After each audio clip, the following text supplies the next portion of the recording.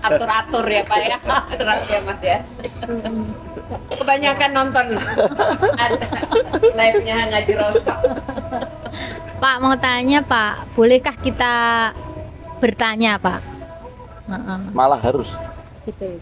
Jadi sebenarnya itu salah satu teknik meditasi juga ya, yang dipopulerkan oleh Krishnamurti, Jiddu Krishnamurti. Pelatihannya teknik meditasinya Jiddu selain Vipassana, dia kan memperhatikan pikiran, termasuk pertanyaan. Jadi apapun yang kita anggap itu sebagai pertanyaan dalam hidup, itu harus kita tanyakan, entah terhadap diri kita sendiri atau orang lain.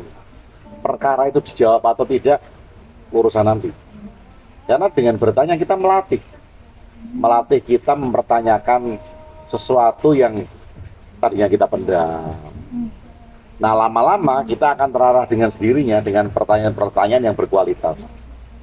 Nah, kalau teman-teman, saya banyak melihat komen di YouTube-nya Ngaji Roso bahwa Mas Hendra itu kualitas pertanyaannya sudah mulai bagus, sudah bagus gitu daripada dulu. Dari awal-awal ya Pak. Iya, dari awal. Ini Pak, tambah lagi Pak. Ada yang bilang gini Pak, sering-seringlah kamu itu bertanya gitu. Karena apa? Karena sebenarnya jawaban itu sudah ada dalam diri kita. Kenapa sudah ada dalam diri kita? Karena setiap sel kita itu sudah terhubung dengan kecerdasan semesta yang tanpa batas. Apakah seperti itu Pak? Tapi ternyata kadang-kadang saya gini, pengen bertanya, tiba-tiba video Bapak, kemudian kok jawabannya sudah dijawab ya? Gitu kadang-kala sudah gitu. Apa itu termasuk ya? Sudah alam itu kayak nyambungkan sendiri gitu loh Pak. Ini yang mesti kita rekonstruksi ya dengan terminologi bahwa alam itu sudah menjawab, alam itu sudah mengarahkan gitu kan. Karena apa yang kita sebut alam ini kan hanya pengganti kata Tuhan. Karena kita merasa orang spiritual, maka mengganti Tuhan itu dengan alam semesta. Bahasanya bukan Tuhan memberiku rezeki, bukan. Sekarang bahasanya alam semesta memberiku rezeki gitu. Karena geser nama. Bahkan ada yang bukan alam semesta, Bopo Bumi, Bu Pertiwi gitu. Ini kan nama-nama yang hanya kita geser. Nah, ini yang mesti harus kita refleksikan dulu. Apakah penggunaan kata alam semesta itu pengganti Tuhan ini, sehingga alam semesta sudah mengatur, alam semesta sudah mengarahkan. Kayak tadi kalau kemudian saya bertanya, tiba-tiba ada jawabannya, oh berarti alam semesta sudah memberitahu gitu. Apakah mekanismenya seperti itu gitu? Ini kan masih harus kita tanyakan pada diri kita sendiri. Kemudian apakah di setiap sel kita ini sudah terhubung dengan, orang menyebut itu akashic record, perpustakaan alam semesta gitu. Keren istilahnya kan, akashic record gitu. Lauhul Mahfuz, akashic record gitu kan. Apakah memang seperti itu? Tapi kalau kemudian kita belajar bahwa semua peristiwa itu merupakan pengetahuan kita untuk menapak di dalam peristiwa yang lain. Jadi kalau kita melihat seperti itu, setiap jawaban itu sudah ada dalam diri kita. Kenapa? Karena kita tidak akan pernah bisa bertanya apabila kita nggak tahu jawabannya. Kita nggak akan pernah bertanya kalau kita nggak tahu jawabannya. Gitu ya. Ya itu sama dengan ini ya. Kamu sebenarnya bedai apotekon ya. Iya, Bedai iya. itu kan kita sudah tahu jawabannya. Kayak guru gitu Iya. kan.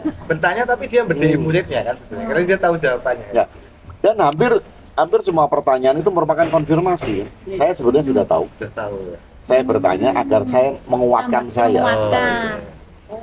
Itu kan artinya validasi. Artinya kan sebenarnya kita sudah tahu. Ya kita bisa bertanya kan karena kita tahu. Hanya saja kemudian karena tidak ada yang validasi itu, belum bisa konfirmasi, jadi saya takut mengatakan jawaban yang sudah ada tahu. Karena nggak tenang itu ya Pak, pikirannya kemerungsung, jadi kayak sebenarnya jawabannya itu ada, Iya. tapi ketutup karena Iya, ini nggak berani, ego kita. nggak berani mengkonfirmasi diri sendiri. Itu yang jenengan katakan di video prolog mungkin ya Pak, bahwa kalau guru di apa guru pengetahuan hanya selalu memberikan jawaban, tapi kalau di guru kehidupan sampai kita nggak bisa bertanya lagi seperti itu. Iya. Kalau di cerita itu kan saya membedakan antara bahasanya ya, antara guru dengan master. Guru itu memberikan pengetahuan. Kita pengen tahu apa aja ya diberikan oleh guru karena pengetahuan yang kita cari.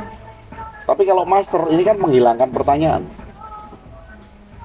Sehingga yang terjadi kalau di dalam bahasa kerennya itu from question to question. Jadi yang tadinya kita banyak pertanyaan menjadi perjalanan. Kalau kita berhenti di pertanyaan kan kita nggak berjalan-jalan kayak kaki seribu. Tapi from question to quest, dari pertanyaan menjadi perjalanan. Nah yang menjadi esensi itu kan bukan kita memuaskan jawaban karena pengetahuan, kan itu bukan esensi kan? Yang menjadi esensi itu kan pertanyaan kita hilang. Sehingga kita mulai berjalan.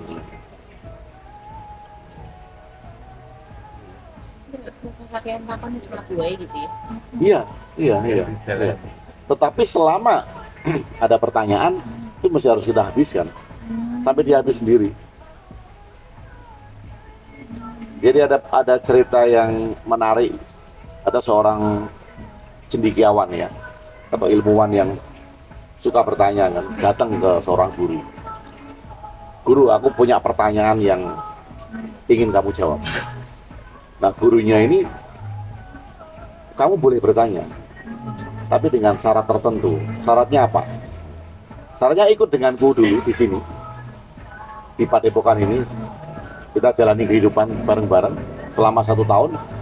Setelah itu kamu boleh bertanya apa saja. Ya akhirnya dia ngikutin syarat itu kan, karena pengen pertanyaannya itu bisa dijawab oleh gurunya. Dia mau ngetes gurunya itu. Setahun kemudian diingatkan oleh gurunya setahun kemudian, muridku datang ke sini, kan ini sudah setahun, kamu mau tanya apa? Semua pertanyaan sudah terjawab dengan sendiri. Dan saya nggak perlu bertanya lagi. Kan perjalanan itu tadi. Seperti kisah ini mungkin ya, Nabi Musa sama Nabi Khidir ya, gak usah banyak tanya, ikutin Iya, aja gitu. iya. Tapi kemudian kan banyak yang mengira bahwa kalau cerita Musa sama Khidir itu kan akhirnya ceritanya Khidir itu adalah tahu sadurunge winarah gitu kan. Diambilnya dari sana kan. Padahal cerita itu kalau kita lihat secara jernih kan memperlihatkan pergolakan pikiran ya. Dialog aku dan saya tuh. Iya, dialog aku dengan saya. Setiap kali kita mau melakukan, Musa itu kan berdialog dengan Khidir dalam diri saya. Kenapa saya minum gula? Kata Musa ini. Gula kan nggak bagus. Khidir kan bilang kan, kalau mau minum aja. Kan dialog terus kan di dalam seluruh kehidupan kita kan Musa sama Khidir nggak pernah hilang.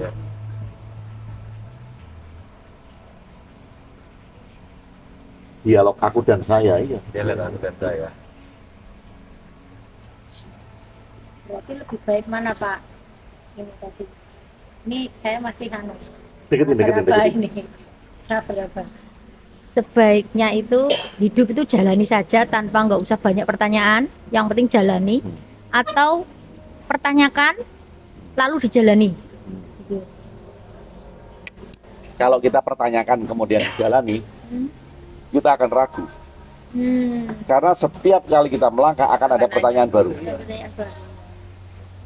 Misalnya, saya mau buka usaha gitu, minuman jus. Gitu. Bagus juga, misal dijawab bagus gitu, oke jalan gitu. Modal sudah terkumpul kan. Pertanyaan selanjutnya, gimana pemasarannya? Dijawab lagi, sudah ada pemasarannya. Terus mau jualnya di mana? Nah ini kalau berlanjut terus kita tanya, ini kapan mau mulainya jualan jus? Berarti nekat jalani nggak usah berpikir. Bukan nekat ya, bukan nekat ya. Kalau nekat ini kan gambling. Tanpa Ya. ini. Gambling ini kita bertaruh kan, berjudi kan dengan. Nekat juga nggak juga. Kalau kita nekat, kita nggak pernah punya rencana. kan itu. Sehingga kita tidak pernah tahu apakah yang saya lakukan ini tepat atau tidak kalau nekat kan. Nah, evaluasi itu terjadi setelah sesuatu itu kita jalankan. Ya kita evaluasi lagi sesuai dengan planning awal. Tapi kalau kita tidak pernah melakukan itu di awal, ya nggak jalan-jalan kan. Tanya terus, ini untungnya piro itu, untungnya cuma sedikit, nggak jadi lagi. Cari lagi untungnya, nggak untung, nggak jadi lagi. Pak Ageng yang udah jelasin keren. Kalau di teori manajemen kan plan do check action. Karena hanya selalu yang dipikirkan adalah target atau goal yang sudah dibuat plan gitu. Ya, ya. Aku udah jelaskan dengan ternyata memang harus jalan. Saat ini hanya dipikirkan bukan targetnya, target 1 miliar kalau mumpet dipikir baik tapi ya jalan-jalan. Kalau ini Pak, mungkin mewakili pertanyaan ini. Anak saya yang masih kecil, usianya 6 tahun, dia TK. Karena di TK itu selalu diajarkan pendidikan agama, kisah-kisah tentang Nabi, Tuhan, kiamat, malaikat dan semuanya yang dia terima di sekolah. Lantas dia pulang ke rumah, pertanyaan-pertanyaan itu dilontarkan ke ibunya. Apa benar toh Bun, besok ini bumi itu meledak gitu ya kan? Ibunya jadi bingung. Allah itu di mana toh Bun gitu. Pertanyaan itu enggak hanya sehari dia lontarkan ke ibunya, 2 hari, 3 hari, 4 hari, 5 hari terus. Allah itu di mana toh Bun? Allah itu seperti apa toh Bun? Nah, untuk menjawab pertanyaan yang tepat bahwa anak itu usianya masih sangat dini, sedangkan di dunia pendidikan dijelaskan dengan kisah-kisah Tuhan, Allah, Nabi dan sebagainya itu seperti apa. Ibunya sepertinya terjadi kebingungan terus dilempar ke ayahnya juga. Aku juga bingung, yang lebih dekat itu sebenarnya ibunya. Mohon penjelasannya Pak, terima kasih. Opsul itu di dalam pertanyaan. Tapi itu bagus ya. Anak yang berani bertanya seperti itu kan bagus. Artinya bagus itu sudah mulai berpikir kritis, nggak takut untuk mengungkapkan pendapat. Bagus. Nah, yang perlu kita cermati supaya kita nggak salah. Kenapa? Karena anak ini kan dalam masa perkembangan di mana dia belum bisa menyadari tanggung jawab dan konsekuensi. Anak. Jadi mau tidak mau, kalau dengan anak-anak karena mereka belum bisa menyadari tanggung jawab dan konsekuensi, maka kita mesti harus menciptakan mitos. Di video besok kalau tidak salah tentang musyawarah burung ya, saya bercerita tentang bukunya Fariduddin Attar tentang musyawarah burung.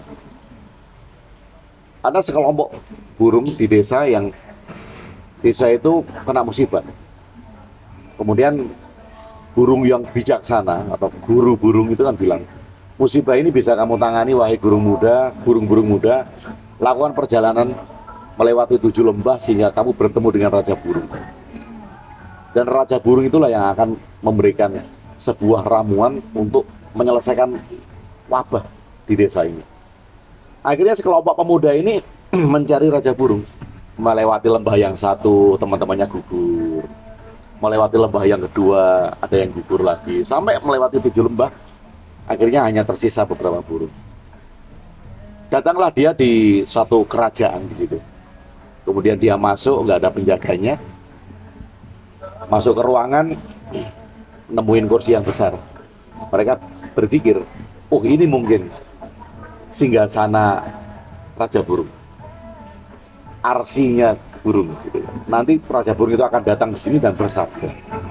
Lalu kemudian dia mendekati kursi itu, dan di tengah kursi ada cermin di mana dia melihat dirinya sendiri.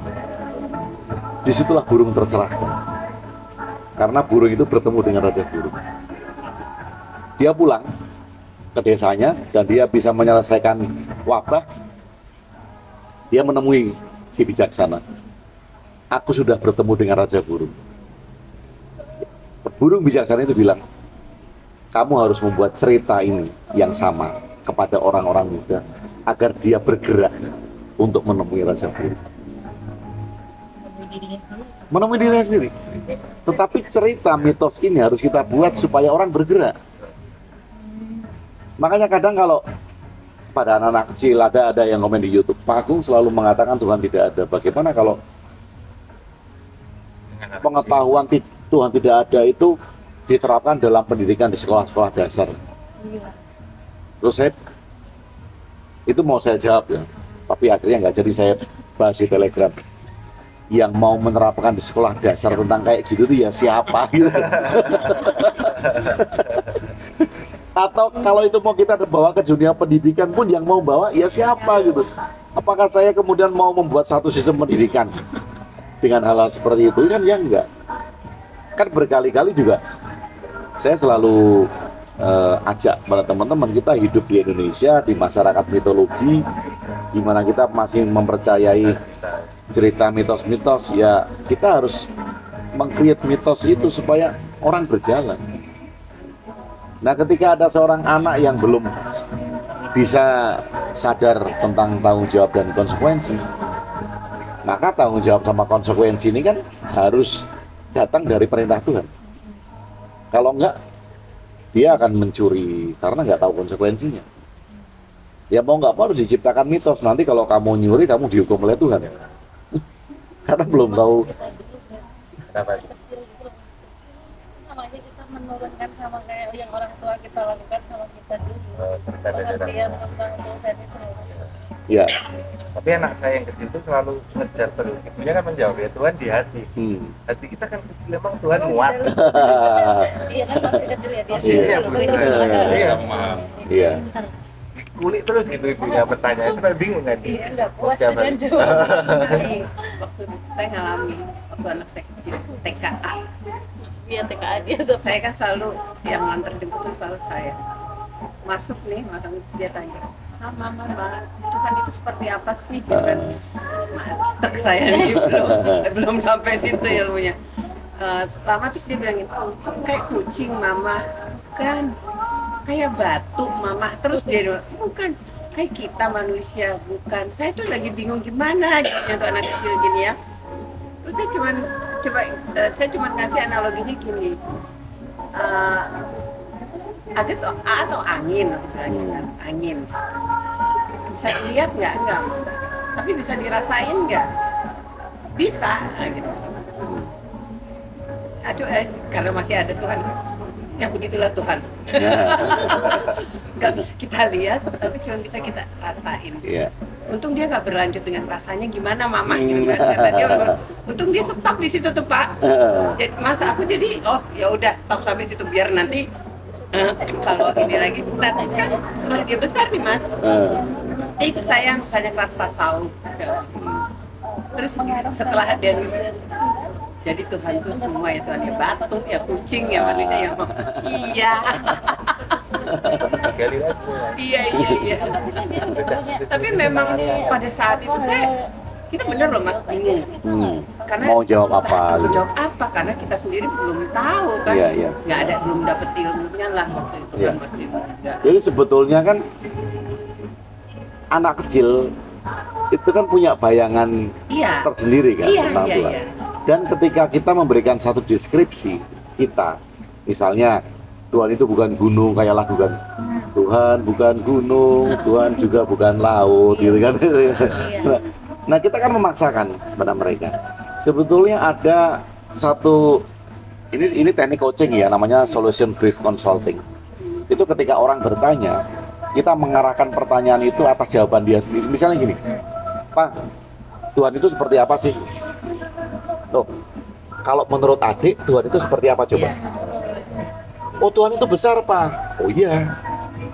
Karena pemahaman seperti itu kan. Nanti dia akan berkembang lagi kan. Pak, Tuhan itu ternyata nggak besar. Loh, kalau nggak besar, menurut adik seperti apa?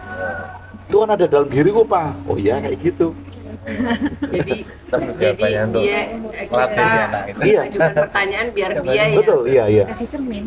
Ya, itu kan. Soalnya masih ada cucu nih Mas. Jadi kan nanti kalau Iya. biasa kan nanti biasa tuh anak-anak lagi tanya sama Eyang Ti aja gitu Iya. kan biasanya. Ini kan di salah satu teknik coaching kan itu namanya kan solution brief consulting.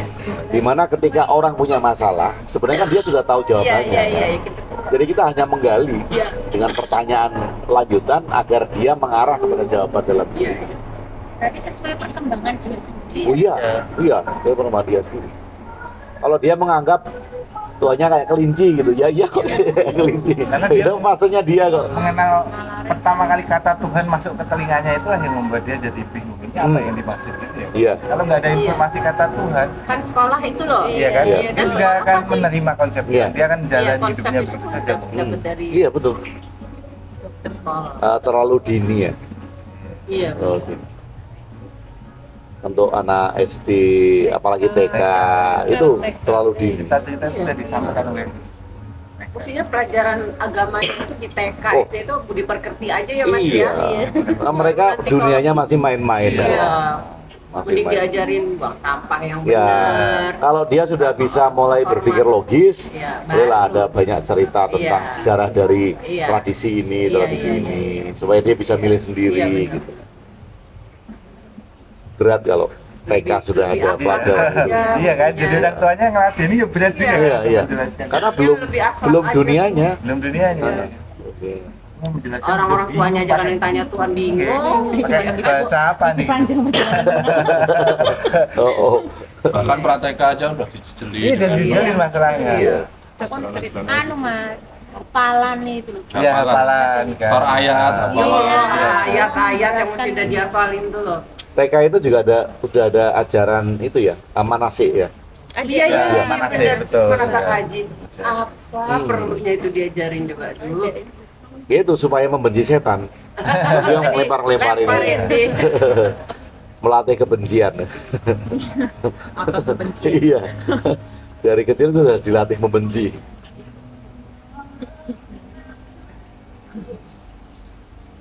Ini anak laki-laki TK sama SD bertanya tentang itu aja. Lagi nonton TV tanya itu lagi. Iya. Makan tanya itu lagi. Tapi memang anak-anak yang baru ini lebih Beda. 2000-an ke bawah ini Lebih kritis. lebih kritis. Dan jangan kita hentikan. Iya. Kalau orang-orang tua yang kolot kan pasti nggak usah tanya macam-macam Iya, kan betul. gitu kan. Ini yang kakak itu gimana? Yang dia beranggapan tentang Tuhan adalah unsur itu, maksudnya kita mengarahkannya dia dengan pola pikirnya yang begitu. Udah mulai nalar biasanya. Iya. Nah ini kan dia bisa berpikir Tuhan itu unsur kan kita bisa gali. Unsur seperti apa sih? Siapa yang dia maksud? Unsur itu bisa membentuk apa gitu. Kalau di dalam pelajaran-pelajaran ini ada dasar, pasti dia akan bisa menjawab dong. Ternyata dengan anak bertanya seperti itu membuat orang tuanya juga belajar. Oh, iya, Seperti iya. panjenengan Iya. selalu ditodong pertanyaan dengan bilang tadi siap dibombardir pertanyaan dari banyak orang di Pak. Dan saya juga belajar dengan pertanyaan itu. Iya, Memang iya. begitu ya Pak? Iya. Dengan kehidupan sehari-hari Betul. anak yang bertanya aneh-aneh gitu. Kita juga Iya, harus kita juga harus belajar untuk Itu jadi konten.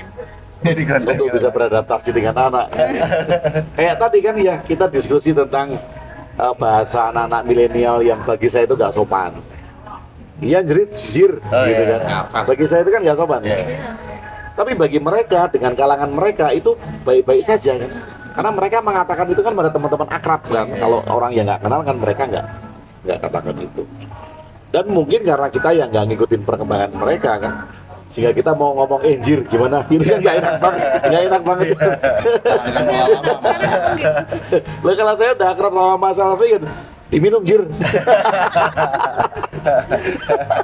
Betul. Bahkan di tempat saya itu di kampung, kalau belum dipisui masih marah itu berarti belum konco. Iya. Dulu SMP itu kan gitu kan. Friend gitu ya Pak ya. SMP temen akrab datang itu kan malah diasuh-asuh Iya kan. Su, Heeh. udah ngopi belum Su?